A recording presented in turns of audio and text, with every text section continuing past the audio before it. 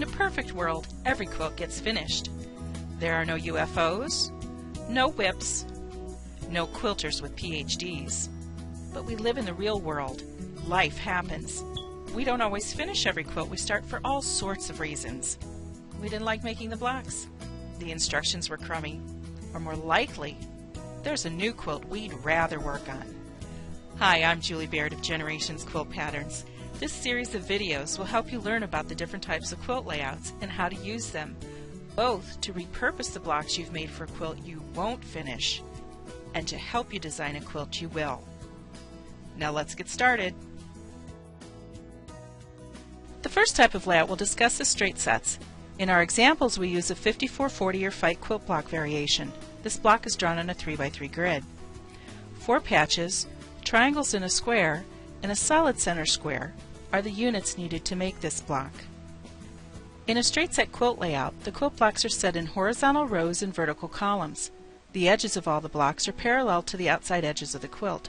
When all the blocks are the same, as in our example, you can use either odd or even numbers of blocks in the rows and columns, and the quilt design will be symmetrical. But what if you got tired of making all those blocks and didn't finish all of them? What can you do? In this first variation, we remove every other block. You'll only need to piece half the blocks plus one. That's a lot less work. But there's always trade-offs in quilting, and this situation is no different. You'll see what I mean shortly. To create a symmetrical design, use odd numbers of blocks in both the rows and columns. In this 5x7 block layout, notice how the same block ends up in all 4 corners. Now let's audition a traditional looking solid, or tone-on-tone fabric for the alternate square. First a dark, and now a light. Something's missing. Empty spaces like these scream out for fancy quilting. Perhaps something like this flower design. That's a lot more interesting to look at, don't you agree? But what if you're a brand new quilter? You haven't had the time or inclination to learn this type of quilting just yet. Now what? It's a tried and true principle of quilting that stitches don't show very well on busy fabrics. Let's test this idea using a moderately patterned one. Add our flower design back in. You can still see the quilting lines, but they're not nearly as noticeable. Just between you and me, I've taught machine quilting for over 10 years, and I can guarantee you that free motion quilting is a learned skill. You have to practice in order to make it your own. There are no shortcuts. One of the things I urge my students to do is practice for real. That means quilting on things like placemats, table runners, baby quilts, real things that you have to look at and use day in and day out.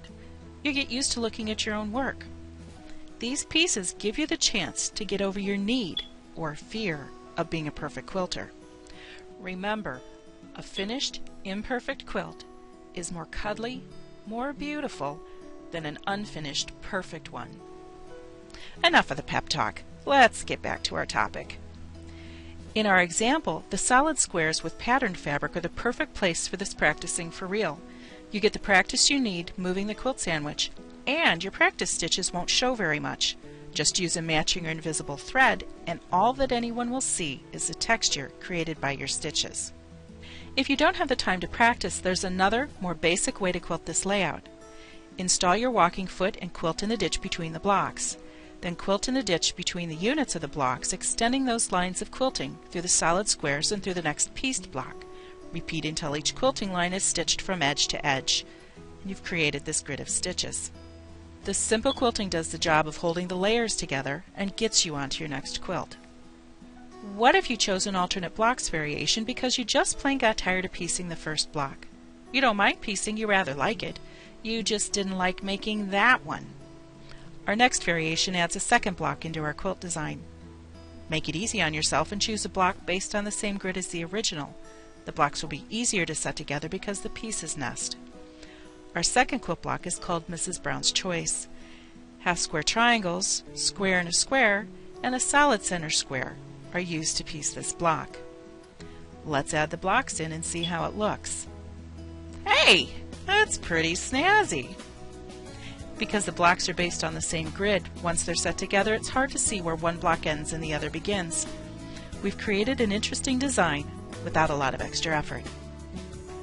In the next video in this series, you'll learn about diagonal sets and on-point quilt layouts, and how a simple twist helps you make bigger quilts with fewer blocks.